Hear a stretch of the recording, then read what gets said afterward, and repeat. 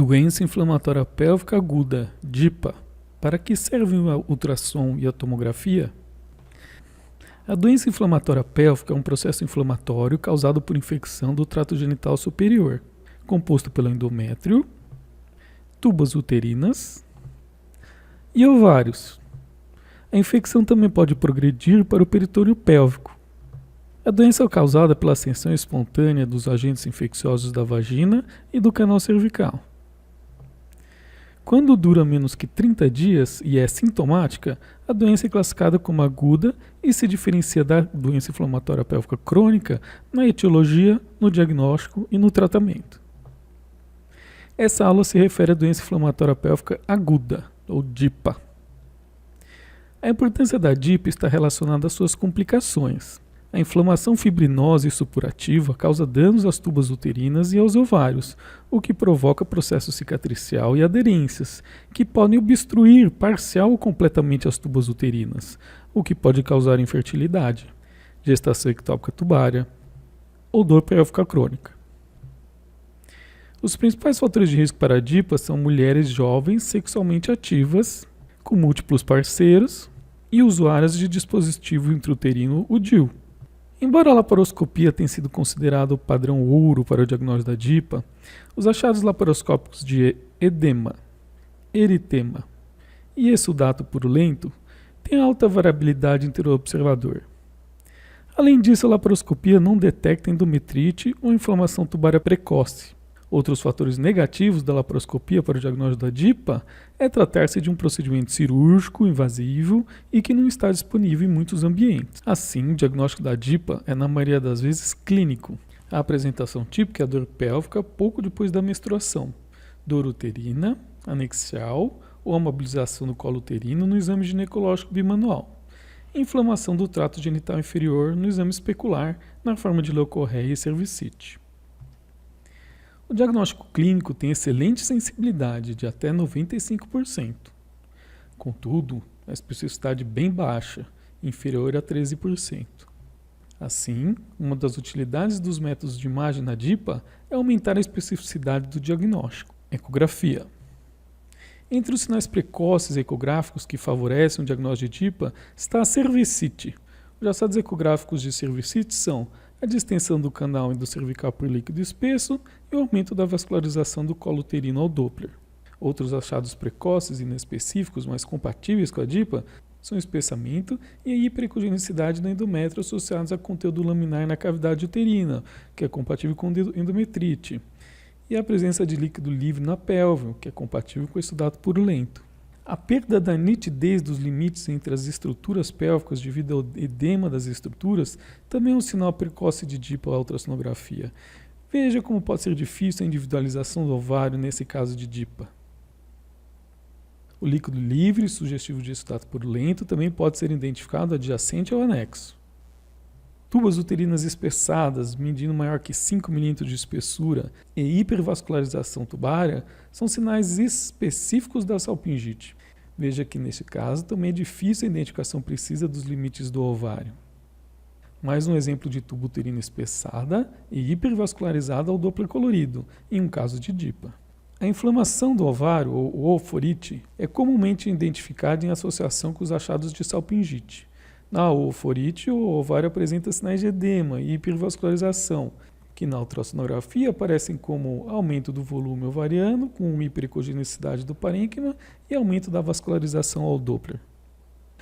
Outro caso que mostra o ovário aumentado de volume, edemaciado e hipervascularizado. Mais uma vez, a perda do limite nítido entre as estruturas pélvicas. Os sinais tardios estão relacionados ao acúmulo de pus e material necrótico nas tubas uterinas, ovários e peritônio adjacente. Na figura, típica imagem de pio-salpinge à ultrassonografia. Veja uma imagem alongada, com as paredes espessadas e preguiadas, contendo líquido espesso. As paredes da pio-salpinge costumam estar hipervascularizadas ao Doppler, como neste exemplo. Outros dois exemplos de pio-salpinge, a ultrassonografia, imagens alongadas com as paredes espessadas e conteúdo líquido espesso. Imagens alongadas, mas com o conteúdo anecóico, com as paredes finas e avascularizadas sugerem hidrossalpinge, uma complicação tardia comum da DIPA, na qual não há mais infecção. A hidrossalpinge é preenchida por conteúdo seroso, habitualmente sem processo inflamatório ativo. Essa tuba, obstruída, não permite a fecundação. Tomografia. O espessamento dos ligamentos útero-sacros é um dos sinais tomográficos precoces mais frequentes na DIPA. É causado pela extensão posterior do processo inflamatório anexial ao tubário. Nas figuras, exemplos de ligamentos útero-sacros normais e espessados. Na tomografia, o processo inflamatório é sugerido pela hiperdensidade difusa da gordura adjacente ao anexo. Aqui está o útero, o anexo esquerdo, e aqui a hiperdensidade da gordura difusa com perda dos planos anatômicos, além da estriação da gordura, outro sinal sugestivo de edema. Agora os sinais de Pio-Salpinge, a tomografia, corte axial no nível da pelve, aqui a tomografia sem contraste, aqui a tomografia com contraste. Vemos então o útero, uma imagem alongada na axial esquerda, que na fase com contraste nós vemos melhor tratar-se do útero, e de uma imagem tubular em que as paredes realçam o contraste, mas o conteúdo não. Aqui dá para ver o ovário aumentado de tamanho e também, comparado com a fase sem contraste, com realce moderado pós-contraste. São achados compatíveis com uma Pio-Salpinge e uma oforite associada. Outra utilidade muito importante dos métodos de imagem é o diagnóstico de complicações, sendo a mais importante o abscesso tubovariano.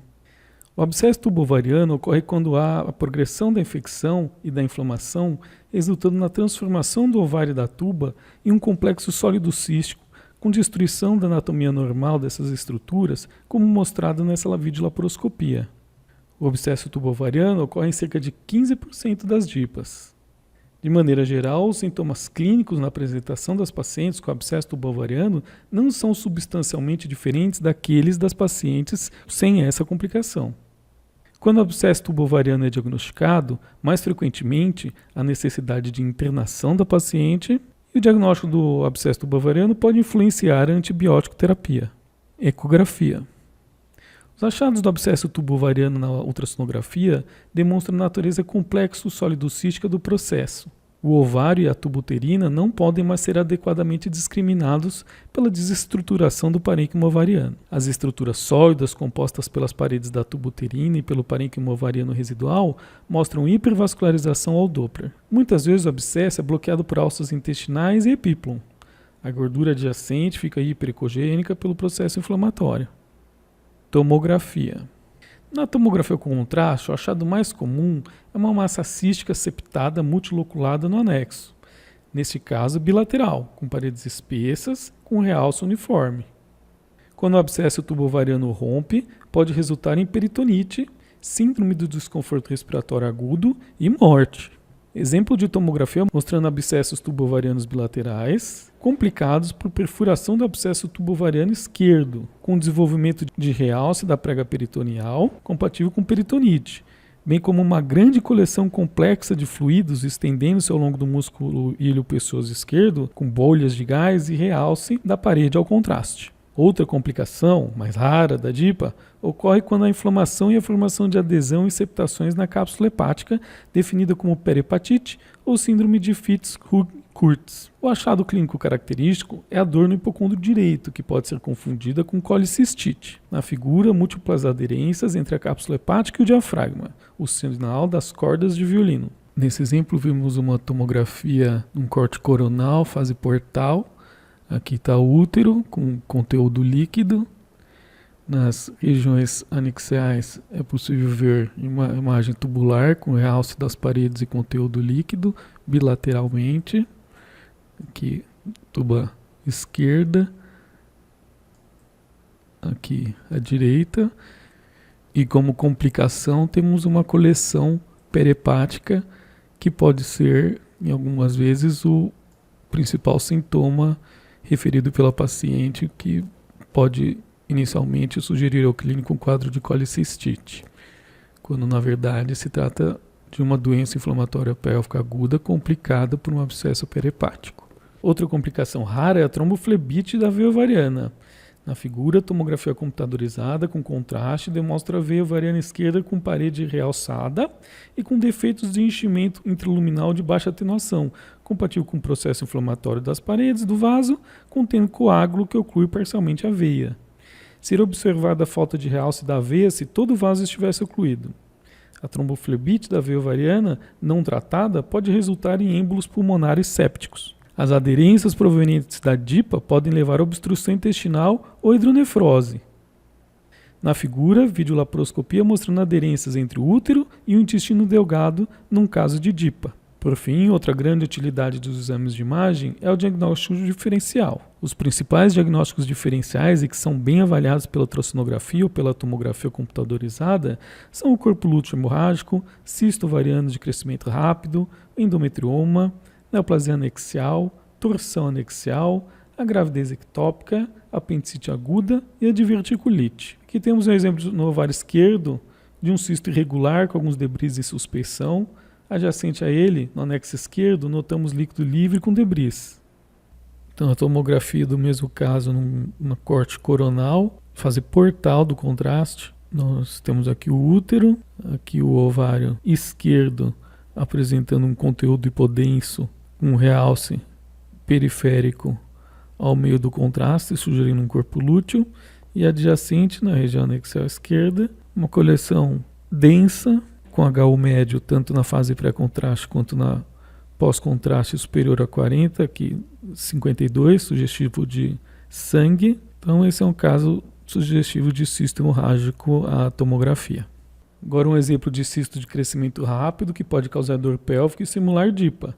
Veja um cisto unilocular com ecotextura mista, vascularizado, medindo cerca de 4 cm no ovário direito. Na tomografia, o mesmo cisto com densidade semelhante à urina. O cisto não estava mais presente no controle ultrassonográfico em 6 semanas, confirmando um cisto funcional. Aqui é a imagem típica em vidro fosco de um endometrioma ovariano, a ultrassonografia.